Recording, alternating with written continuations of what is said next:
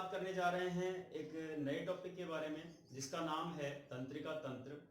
दोस्तों, हमने previous videos में संवेदी अंगों के बारे में पढ़ा है, जिनमें हमने ज्ञानेंद्रियों के बारे में चर्चा की थी और हमने ये देखा था कि ज्ञानेंद्रियों का क्या कार्य होता है कि जो बाहरी वातावरण में परिवर्तन होते हैं उन परिवर्तनों को उद्दीपनों के रूप में ग्रहण करना ज्ञानेंद्रियों का कार्य होता है। जैसे गर्मी पड़ रही है तो हमारी स्किन सेंस करेगी कि टेम्परेचर ज्यादा हो रहा है और ये सिग्नल कहाँ तक सेंड होगा, मतलब ब्रेन तक पहुंचेगा और ब्रेन उसके अकॉर्डिंग डिसीजन लेगा और वापस सिग्नल सेंड करेगा कि यदि गर्मी तेज हो रही है तो आप ऐसा कीजिए, पसीने का स्राव कीजिए जिससे बॉडी टेम्परेचर मेंटेन रहे। इसका मतलब इंफॉर्मेशन किसने कलेक्ट की? संवेदी अंगों के द्वारा इंफॉर्मेशन कलेक्ट हुई है और उस इंफॉर्मेशन को ब्रेन तक पहुंचाने के लिए, क्योंकि ब्रेन हमारा क्या है, कंट्रोल सिस्टम है, ब्रेन के द्वारा ही सारी गतिविधियां की जाती हैं।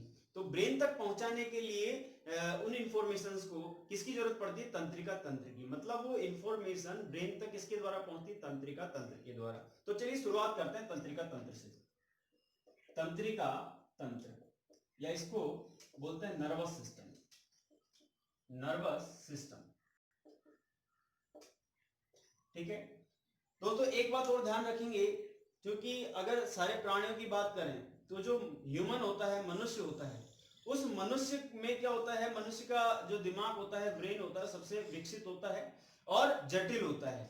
और चूंकि इसका आयतन बहुत ज्यादा होता है इसलिए मनुष्य सबसे बुद्धिमान प्राणी माना गया है, ठीक है ना। तो तंत्रिका तंत्र के बारे में सबसे पहले हम क्या पढ़ेंगे, इसका अर्थ समझेंगे कि इसका अर्थ क्या होता है। जो अभी हमने कहा कि सेंसरी ऑर्गन्स जो इंफॉर्मेशन को कलेक्ट करते हैं उसको ये कहां तक पहुंचाता है? ब्रेन तक। और ब्रेन क्या करता है? उसके अकॉर्डिंग डिसीजंस लेता है, ठीक है, मतलब रिवर्स सिग्नल सेंड करता है। फिर उसके पढ़ेंगे हम टाइप्स, कितने टाइप्स होते हैं, जिसमें सेंट्रल नर्वस सिस्टम की बात करेंगे, फिर पेरिफेरल नर्वस सिस्टम की बात करेंगे, सेंट्रल में ब्रेन और स्पाइनल नर्व्स की बात करेंगे अपन। फिर पीएनएस में भी दो टाइप के पढ़ेंगे, सोमैटिक होता है, एएनएस होता है, ऑटोनोमस होता है, उनकी बात करेंगे, ठीक है ना। धीरे धीरे स्टेप बाय स्टेप, मतलब जितना हमारे एग्जाम पॉइंट ऑफ व्यू से इंपॉर्टेंट है उतना का उतना हम, मतलब हम ये चाहते हैं कि हमारा एग्जाम में एक भी क्वेश्चन तंत्रिका तंत्र से नहीं मिस हो, ठीक है ना, उतना पढ़ेंगे। फिर टाइप्स पढ़ेंगे हम, टाइप्स के कार्य पढ़ेंगे, फंक्शन पढ़ेंगे कि इनका क्या क्या कार्य होता है, ठीक है। तो सबसे पहले बात करते हैं अर्थ की। हमने कहा सेंसरी ऑर्गन्स के द्वारा, सेंसरी ऑर्गन्स के द्वारा सिग्नल कलेक्ट किए जाते हैं, मतलब सूचनाएं एकत्रित की जाती है वातावरण से, सूचनाएं वातावरण से एकत्रित की जाती है, एकत्रित की जाती है तथा ये सूचनाएं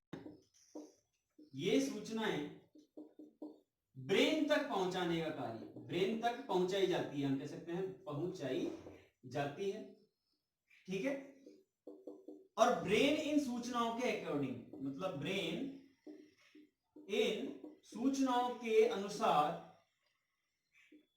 सूचनाओं के अनुसार क्या लेता है?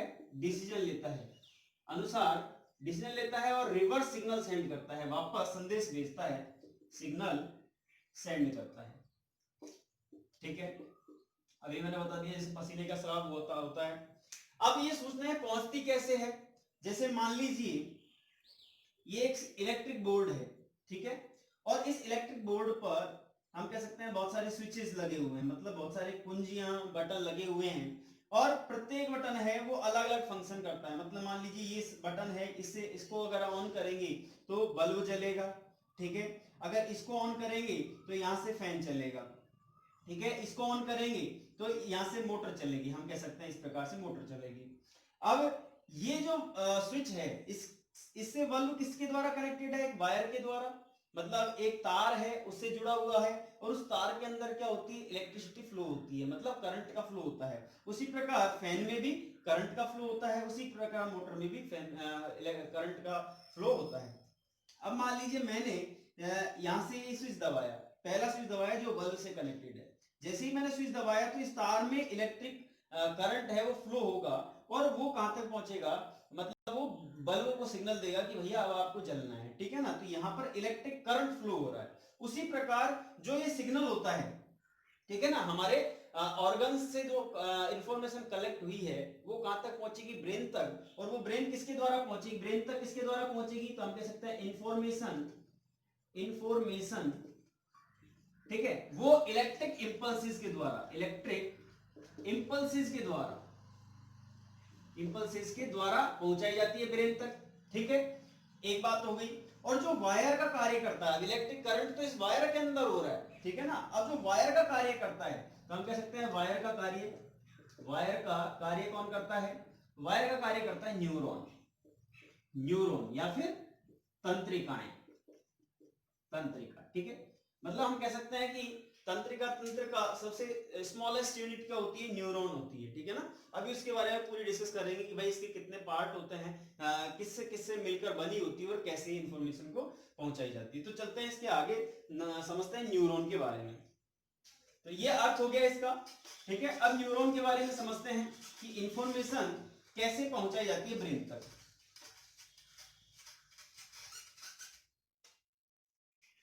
बात करते हैं न्यूरॉन की, ठीक है। तो दोस्तों न्यूरॉन के बारे में ध्यान रखेंगे, इस प्रकार से न्यूरॉन की संरचना होती है।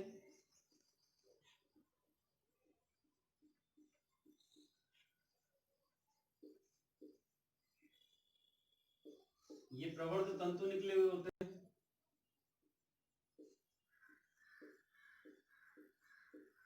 और न्यूरॉन के 3 पार्ट होते हैं, 3 भाग होते हैं, ठीक है।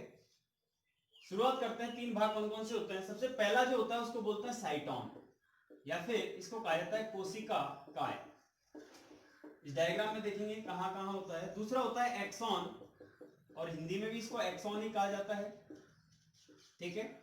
और तीसरा जो होता है उसको बोलते हैं डेंड्रॉन, इसको बोलते हैं द्रुमांश।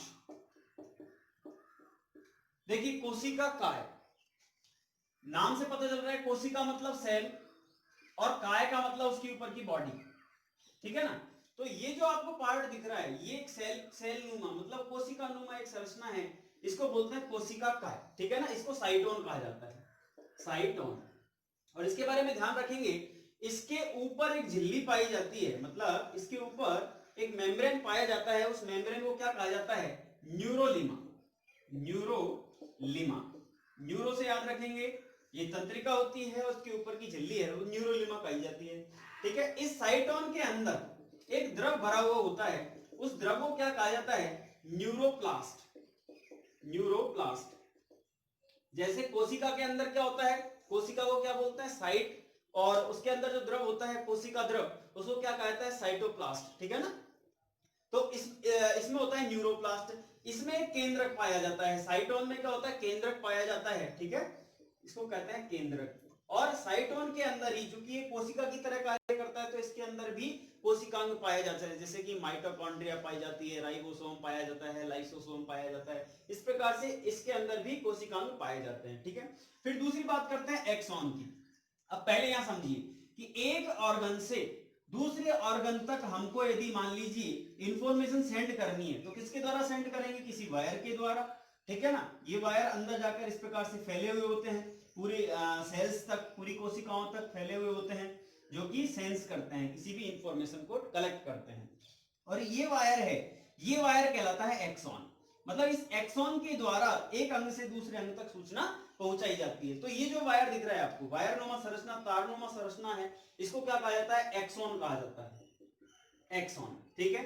अब इसके बारे में भी ध्यान रखेंगे, जो एक्सॉन होता है वो एक्सॉन भी क्या होता है? इस प्रकार से इसके ऊपर आवरण चढ़ाया हुआ होता है, मतलब इसके ऊपर आवरण ढका हुआ होता है, ठीक है ना। इस आवरण को क्या बोलते हैं? माइलिन सेथ या माइलिन आच्छद कहा जाता है। फिर इसके बारे में थोड़ी सी इंफॉर्मेशन और, क्योंकि ये कंटिन्यू एक ढका हुआ नहीं होता है, ये टुकड़ों में ढका हुआ, मान लीजिए यहां से लेकर यहां तक ढका हुआ है, फिर थोड़ा सा गैप आ गया, फिर यहां से लेकर यहां तक ढका हुआ है, तो ये कंटिन्यू ढका हुआ नहीं होता। और जो जंक्शन होता है, जो नोड होता है यहाँ पर, इसको बोलते हैं रेनवियर नोड या फिर रेनवियर की संधि, इस प्रकार से इसको कहा जाता है। फिर लास्ट आता है द्रुमाक्ष, मतलब डेंड्रॉन की बात करेंगे। तो दोस्तों ध्यान रखेंगे, ये जो कोशिका काय होता है साइटोन, इस साइटोन के अलग अलग जगह से, अलग अलग पॉइंट से क्या होता है? कुछ प्रवर्ध तंतु निकले होते हैं, फाइबर्स निकले हुए होते हैं। इन फाइबर्स को क्या कहा जाता है? डेंड्रोन कहा जाता है। ये पॉइंट्स हैं, यहां से निकले हुए हैं, इनको डेंड्रोन कहा जाता है, डेंड्रॉन, और ये डेंड्रॉन भी आगे जाकर और फैल जाते हैं, मतलब और ज्यादा, जैसे मैंने कहा अभी यहां से लेकर यहां तक डेंड्रॉन है, और ये भी अंदर कोशिका के अंदर पूरी तरह से फैल जाते हैं। इनको क्या बोलते हैं? डेंड्राइट्स बोलते हैं, इनको बोलते हैं डेंड्राइट्स। ठीक है, तो अब ये तीन अंग हो गए इसके कोशिका काय की। साइटोन की बात हमने कर ली, एक्सॉन की बात कर ली, जो तारनुमा संरचना होती है उसके ऊपर जो आवरण होता है उसको माइलिन आच्छाद कहा जाता है। ठीक है, केंद्रक हो गया साइटोन के अंदर, इसकी आवरण को कहते हैं, जो इसके ऊपर मेम्ब्रेन होता है उसको न्यूरोलिमा कहा जाता है, इसके अंदर न्यूरोप्लास्ट नामक द्रव भरा हुआ होता है। और जो लास्ट का जो होता है, मतलब ये जो तंत्रिका कोशिका होती है उसके अंतिम छोर, उनको क्या कहा जाता है? इनको कहा जाता है साइनेप्स, साइनेप्स। ठीक है, अब मान लीजिए, अब इसके बारे में और चर्चा करते हैं कि एक शरीर की सबसे लंबी कोशिका, शरीर की सबसे लंबी कोशिका कौन सी होती है? तंत्रिका कोशिका, लंबी कोशिका। ठीक है, तंत्रिका कोशिका के बारे में एक बात हो गई। नंबर दूसरा, इसकी लंबाई कितनी होती है? इसकी लंबाई होती है 90 सेंटीमीटर, 90 सेंटीमीटर इसकी। तीसरी बात करते हैं, पहला तो हो गया शरीर की सबसे लंबी कोशिका है, दूसरी इसकी लंबाई 90 सेंटीमीटर होती है। फिर इनकी संख्या, इसकी संख्या के बारे में बात करते हैं कि इसकी संख्या कितनी होती है। तो दोस्तों ध्यान रखेंगे, तंत्रिका न्यूरॉन्स की संख्या, तंत्रिकाओं की संख्या कितनी होती है? 100 अरब, या हम कह सकते हैं 1 खरब। संख्या कितनी होती है इसकी? तो संख्या होती है 1 खरब तंत्रिकाएं हमारे शरीर में, इनकी संख्या 1 खरब होती है। और इनमें से 98% ये कहां पाई जाती है? ब्रेन के अंदर पाई जाती है, मस्तिष्क के अंदर पाई जाती है। अब समझते हैं तीसरी बात। तो तीसरी बात देखिए, पहली बात होगी शरीर की सबसे लंबी कोशिका, इसकी लंबाई 90 सेंटीमीटर होती है। दूसरी, संख्या कितनी होती है? 1 खरब होती है, मतलब 100 अरब तंत्रिकाएं हमारे शरीर में पाई जाती हैं, और जिनमें से 98% ब्रेन में पाई जाती है। तीसरी बात देखिए, मान लीजिए हमारे पैर में चोट लगी है और इस इंफॉर्मेशन को पहुंचाना है ब्रेन के अंदर, क्योंकि लंबाई तो 90 सेंटीमीटर है, तो फिर कैसे पहुंचेगी? तो दोस्तों तंत्रिकाएं जो होती हैं वो आपस में क्या अटैच होती हैं, जुड़ी हुई होती हैं।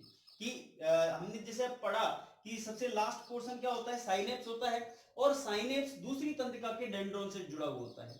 तो प्रोसेस जैसे इंफॉर्मेशन आई डेंड्रॉन से साइटोन में, साइटोन से एक्सॉन के थ्रू साइनेप्स में, फिर साइनेप्स से दूसरी तंत्रिका के डेंड्रॉन में, फिर वहां से दूसरी तंत्रिका के साइटोन में, फिर एक्सॉन में, फिर इस प्रकार से चलती रहती है। अब बात करते हैं, हालांकि important exam point of view से इतना ही इंपॉर्टेंट है, इसके बाद में टाइप पढ़ेंगे हम, लेकिन छोटी सी बात है कि जो न्यूरॉन्स होते हैं, तंत्रिकाएं होती हैं, उनके टाइप्स की बात करते हैं। न्यूरॉन्स के टाइप्स, तो न्यूरॉन्स के टाइप भी बहुत सारे होते हैं। कैसे? जैसे कि मान लीजिए नॉन पोलर, मतलब जिसमें कोई ध्रुव नहीं होता है, अध्रुवीय कहा जाता है इसको, अध्रुवीय। ठीक है, यूनिपोलर, यूनिपोलर में केवल एक ध्रुव होता है, एक ध्रुव। जैसे अब अभी देख रहे हैं हम कि ये हमारा साइटोन था, ठीक है ना, इस प्रकार से साइटोन है, ये साइटोन है हमारा, तो इसमें ये एक ध्रुव ये रहा, एक ध्रुव ये रहा, मतलब बहुत सारे ध्रुव है इसके अंदर। कुछ ऐसे होते हैं नॉन पोलर का मतलब जिसमें केवल और केवल साइटोन रहता है, जिसमें कोई ध्रुव नहीं होता। यूनिपोलर का मतलब एक ध्रुवीय, मतलब केवल एक ध्रुव, मतलब एक डेंड्रॉन निकला हुआ होता है। फिर दूसरा बाइपोलर आता है, इसमें 2 ध्रुव निकले होते हैं। ये जो आप डायग्राम देख रहे हैं वो है मल्टीपोलर, मल्टीपोलर मतलब उसके अंदर बहुत सारे ध्रुव हैं, मतलब यहाँ भी है, यहाँ भी है, यहाँ भी है, इस प्रकार से बहुत सारे ध्रुव हैं, और उनसे बहुत सारे डेंड्रॉन्स और डेंड्राइट्स निकले हुए होते हैं। तो इस प्रकार से न्यूरॉन्स के टाइप्स हैं। इसके अलावा भी होते हैं, जैसे अभी हमने बात की कि माइलिन आच्छाद होता है, माइलिन सेथ पाया जाता है एक्सॉन के ऊपर। तो कुछ न्यूरॉन्स ऐसे होते हैं जिसमें माइलिन आच्छाद नहीं पाया जाता, जिनमें पाया जाता है उसको तो माइलिनेटेड न्यूरॉन बोलते हैं, और जिसके अंदर नहीं पाया जाता उसको माइलिनेटेड न्यूरॉन नहीं कहा जाता, अनमाइलिनेटेड बोलते हैं। अब बात करते हैं हम टाइप्स की, कि तंत्रिका तंत्र के कितने प्रकार होते हैं।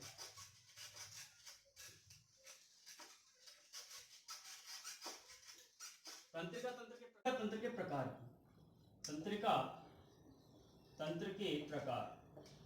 तो दोस्तों ध्यान रखेंगे, तंत्रिका तंत्र 2 प्रकार का होता है। पहला होता है CNS, जिसको बोलते हैं सेंट्रल नर्वस सिस्टम, ठीक है, और दूसरा होता है PNS, इसको कहते हैं पेरिफेरल नर्वस सिस्टम, ठीक है। सेंट्रल का मतलब जो हमारी बॉडी के सेंटर में स्थित होता है, मतलब हमारी बॉडी के सेंटर में एक्सिस पर कौन है? ब्रेन है, और उसके बाद में जो स्पाइनल कॉर्ड है, मेरुरज्जु है, तो इसको कहते हैं केंद्रीय तंत्रिका तंत्र। केंद्रीय तंत्रिका तंत्र, ठीक है। इसके अंदर कौन कौन आता है? एक तो ब्रेन आता है और दूसरा स्पाइनल कॉर्ड आती है, ठीक है ना। इसको कहते हैं मेरू रज्जु और इसको कहते हैं मस्तिष्क। ये बात हो गई सीएनएस की, ठीक है। पेरिफेरल, पेरिफेरल को क्या बोलते हैं? परिधीय तंत्रिका तंत्र, तंत्रिका तंत्र मतलब पेरिफेरल का मतलब सर्कमफेरेंशियल, मतलब जो हमारे परिधि पे, मतलब ब्रेन और मेरू रज्जु के अलावा जितने भी भाग हैं उन पर जो तंत्रिकाएं जाती हैं उनको क्या कहा जाता है? परिधीय तंत्रिका तंत्र। इसके भी दो भाग होते हैं, ठीक है ना। पहला होता है सोमैटिक और दूसरा होता है ऑटोनॉमस, ठीक है ना।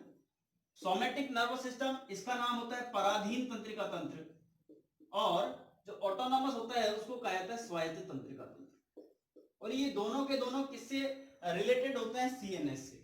मतलब जो हम कह सकते हैं सिग्नल, कोई भी इंफॉर्मेशन है वो कहां तक जाता है? सीएनएस तक जाता है, सीएनएस से और फिर ऐच्छिक अंगों तक जाता है, ठीक है ना। उसको कहा जाता है सोमैटिक, और अनैच्छिक अंगों तक जाता है उसको ऑटोनॉमस कहा जाता है। ऐच्छिक अंग कौन कौन से होते हैं? जैसे हमारे आंख हो गई, नाक हो गई, ठीक है ना, और हाथ पैर, जैसे हम जिन पर हमारा नियंत्रण हो उनको हम कहते हैं ऐच्छिक अंग, ठीक है, वॉलंटरी ऑर्गन्स। और नॉन वॉलंटरी ऑर्गन्स जिन पर हमारा नियंत्रण न हो, ये हम संवेदी अंगों में पहले बात कर चुके हैं, जैसे हार्ट हो गया, किडनी हो गई। जिन पर हमारा नियंत्रण है उनको जैसे हम पलक झपकाना चाहें झपका सकते हैं, नहीं झपकाना चाहें नहीं झपका सकते। लेकिन हम हमारे हार्ट को नहीं कह सकते कि भैया अभी तुम ब्लड का पंप मत करो, 2 मिनट के लिए शांत हो जाओ। तो 2 मिनट के शांत होने से ये कह सकते हो कि आप वो हमेशा के लिए शांत हो जाएगा, ठीक है ना। अब बात करते हैं सबसे पहले सोमैटिक। सोमैटिक के भी दो टाइप होते हैं, उनकी भी बात करेंगे अपन। सोमैटिक मतलब पराधीन, और अभी हमने देखा कि जब सिग्नल सीएनएस से कहां तक जाता है? ऐच्छिक अंगों तक, उसको बोलते हैं सोमैटिक। सोमैटिक पराधीन, तो लिख सकते हैं जब सिग्नल सीएनएस से, मतलब सेंट्रल नर्वस सिस्टम से, केंद्रीय तंत्रिका तंत्र से ऐच्छिक अंगों तक पहुंचता है, ऐच्छिक अंगों तक पहुंचता है, उसे पराधीन तंत्रिका तंत्र कहते हैं। उसके बाद में कैसे पहुंचता है, किन नर्व्स के द्वारा, कौन सी तंत्रिकाएं होती हैं उनके बारे में पढ़ेंगे। कि ब्रेन से अंगों तक पहुंचता है उसको सेंसरी नर्व कहते हैं, अंगों से ब्रेन तक पहुंचते हैं उनको मोटर नर्व्स कहते हैं। कुछ ऐसी नर्व्स होती हैं जो मिक्स्ड होती हैं, उनको मिक्स्ड नर्व कहते हैं, मतलब ब्रेन से भी सिग्नल लेके जाती है और अंगों तक भी सिग्नल लेके जाती है। अब बात करते हैं इसके कौन कौन से टाइप होते हैं। तो दोस्तों ध्यान रखेंगे, इस सोमैटिक के अंदर भी, पराधीन के अंदर भी दो प्रकार की तंत्रिकाएं पाई जाती है, नर्व्स पाई जाती है। कौन कौन सी? इसमें पहली जो होती है वो होती है क्रेनियल नर्व्स। क्रेनियल नर्व्स, या क्रेनियल का मतलब जैसे अपन ने क्रेनियम पढ़ा था, कपाल पढ़ा था, कंकाल तंत्र के अंदर, तो इसको कहते हैं कपालीय तंत्रिकाएं, ठीक है। और दूसरा होता है स्पाइनल नर्व्स, दूसरा होता है स्पाइनल नर्व्स या मेरु रज्जु तंत्रिकाएं, मेरु रज्जु तंत्रिकाएं। तो जब अपन कपाल की बात करेंगे तो दोस्तों ये दो हम मान सकते हैं ये हमारा ब्रेन है, और इस ब्रेन के 3 भाग हैं। पहला होता है फोर ब्रेन, ठीक है, अग्र मस्तिष्क। इसके बाद में दूसरा होता है मध्य, और तीसरा होता है पश्च। सबकी बातें करेंगे, जब ब्रेन पढ़ेंगे तो ब्रेन के अंदर देखेंगे कि अग्र मस्तिष्क है, सेरेब्रम किसे कहते हैं, सेरेबेलम किसे कहते हैं, मेंडुला ऑब्लिंगेटा किसे कहते हैं, पोन्स किसे कहते हैं, ठीक है। पीयूष ग्रंथि कहां पर स्थित होती है, पिट्यूटरी जो है पीनियल ग्रंथि कहां पर स्थित होती है, स्पाइनल कॉर्ड किसे कहते हैं, ये सारी चीजें पढ़ेंगे, ठीक है ना। इसको यहां से ये पार्ट होता है स्पाइनल का, स्पाइनल कॉर्ड का, या इसको कहा जाता है मेरु रज्जु, ठीक है। और मस्तिष्क का 3 भाग। अब ये मस्तिष्क के ऊपर का जो आवरण होता है उसको हमने पढ़ा था, इसको क्या कहा जाता है? कपाल कहा जाता है, ठीक है ना। तो कपालीय तंत्रिकाएं कौन सी होती हैं? जो मस्तिष्क से और कपाल के भाग में जो ऊपर का भाग होता है, जब अपन ने कपाल को इस प्रकार से देखा था और इस प्रकार से कपालीय संरचना होती है, ठीक है ना। तो ये कपाल से संबंधित कितनी जो तंत्रिकाएं होती हैं उनकी संख्या होती है 12 जोड़ी, 12 पेयर्स होते हैं। जैसे कि हमने पढ़ा है संवेदी अंगों के अंदर आंख में ऑप्टिक नर्व होती है, कान में एकॉस्टिक नर्व होती है, ठीक है ना, जीभ में फेरेंजियल नर्व होती है, उसके बाद में नाक में ऑल्फैक्टरी नर्व होती है। इन सारी नर्व्स के बारे में पढ़ा है। ये सारी की सारी नर्व कहां से अटैच्ड है? ब्रेन से अटैच्ड है। और ब्रेन से भी मतलब ये किसके अंदर आती है, कपाली तंत्रिकाओं के अंदर आती है। तो हम लिख सकते हैं 12 पेयर्स में। एग्जांपल के तौर पर जैसे ऑप्टिक नर्व है, ऑप्टिक नर्व कहां पाई जाती है, आई में पाई जाती है, ठीक है। एकॉस्टिक नर्व है, एकॉस्टिक नर्व कहां पाई जाती है, ईयर में पाई जाती है, कान के अंदर पाई जाती है। फेरेंजियल नर्व है, तो फेरेंजियल नर्व कहां पाई जाती है, फेरेंजियल नर्व होती है वो गस्टेटो मतलब जीभ के अंदर पाई जाती है, ठीक है ना, टंग, ठीक है। उसके बाद में हमने एक ऑल्फैक्टरी नर्व की बात की थी। ऑल्फैक्टरी नर्व कहां पाई जाती है, हमारी नोज के अंदर पाई जाती है, नाक के अंदर पाई जाती है। इनकी बात हम कर चुके हैं। और इनके पेयर्स कितने होते हैं, एग्जाम में यही पूछा जाता है, कपाली तंत्रिकाओं की संख्या 12 जोड़ी। फिर आती दूसरी स्पाइनल नर्व्स, मेरुरज्जु तंत्रिकाएं।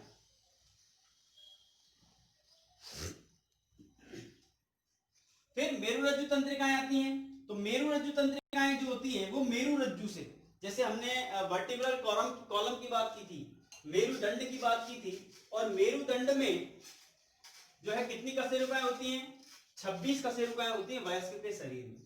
ये मेरुदंड मान सकते हैं हम। इस प्रकार से कशेरुकाएं थी, जिसमें से हमने देखा कि 7 कशेरुकाएं होती हैं किसके अंदर होती है, गर्दन के अंदर, सर्वाइकल के अंदर। उसके बाद 12 वक्ष के अंदर होती है, थोरैकिक जो होती है कशेरुकाएं होती है। उसके बाद में 5 जो होती है लंबर की होती है, मतलब कटी की कमर का पोर्शन होता है उसकी होती है। एक जो होती है वो सैक्रम की होती है, यहां हम कह सकते हैं ये नेक, ये थोरैक्स, ठीक है, ये लंबर, फिर ये हो गया सैक्रम, और उसके बाद में एक हो गया पुच्छ कशेरुका। इस प्रकार से 26 होती थी। जब मेरुरज्जु तंत्रिकाएं की बात करते हैं तो इनके कितने पेयर होते हैं, 31 जोड़ी होती है, 31 पेयर्स होते हैं इसके। और उसी प्रकार जैसे हमने 7 नेक में देखे कशेरुकाएं, 12 कशेरुकाएं वक्ष में, 5 लंबर में मतलब कमर में, एक सैक्रम पार्ट में और एक पुच्छ कशेरुका होती है। उसी प्रकार 31 जोड़ी होती है। उसमें से 7 मतलब हम कह सकते हैं 8 पेयर तो होते हैं गर्दन के अंदर, ठीक है। फिर 8 पेयर के बाद में 12 पेयर होते हैं, फिर 5 पेयर ही होते हैं लंबर के अंदर, ठीक है। उसके बाद में 5 पेयर ही होते हैं सैक्रम के अंदर, और एक पेयर होता है वो पुच्छ कशेरुका का, कॉक्सिक्स का होता है, 1 पेयर। तो हम कह सकते हैं टोटल 31 पेयर्स हैं। 8 पेयर नेक के अंदर, 12 है जो थोरैक्स वक्ष के अंदर, 5 पेयर कटी लंबर के अंदर, 5 पेयर होते हैं वो सैक्रम के अंदर, और 1 पेयर होता है वो कॉक्सिक्स या पुच्छ कशेरुकाओं के अंदर। ये तंत्रिकाएं पाई जाती हैं, ये मेरुरज्जु तंत्रिकाएं कहलाती है। दोस्तों इस प्रकार से हमने क्रेनियल तंत्रिकाएं, मेरुरज्जु तंत्रिकाएं मतलब 12 जोड़ी और 31 जोड़ी की इनकी बात कर चुके हैं। तो ये किसके अंदर आती है, सोमैटिक के अंदर, और सोमैटिक किसके अंदर आता है, पीएनएस के अंदर। तो इसका जो दूसरा पार्ट है एएनएस, ऑटोनोमस नर्वस सिस्टम है, उसको हम नेक्स्ट वीडियो में देखेंगे, और उसके साथ में देखेंगे ब्रेन के जो 3 पार्ट्स हैं उनके बारे में चर्चा करेंगे, ठीक है। और यदि आपको वीडियो अच्छा लगा हो तो प्लीज वीडियो को लाइक कीजिए, शेयर कीजिए और चैनल को सब्सक्राइब कीजिए। तब तक के लिए धन्यवाद।